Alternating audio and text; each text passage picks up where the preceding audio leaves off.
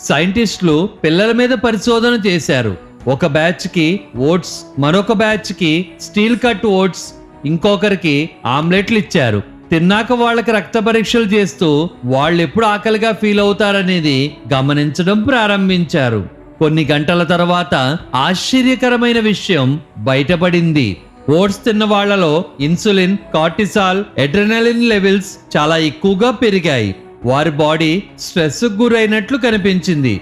అలాగే వారు ఎక్కువగా ఆకలి ఫీల్ అయ్యారు.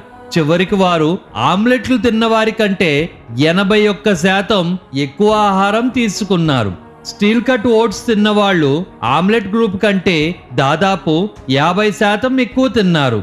ఉదయం స్టార్చ్ లేదా చక్కెర ఎక్కువగా ఉండే తిండి అంటే oats, bread, French toast, muffins వంటివి తింటే శరీరం ఇంకా ఇంకా తినాలని కోరుకుంటుంది.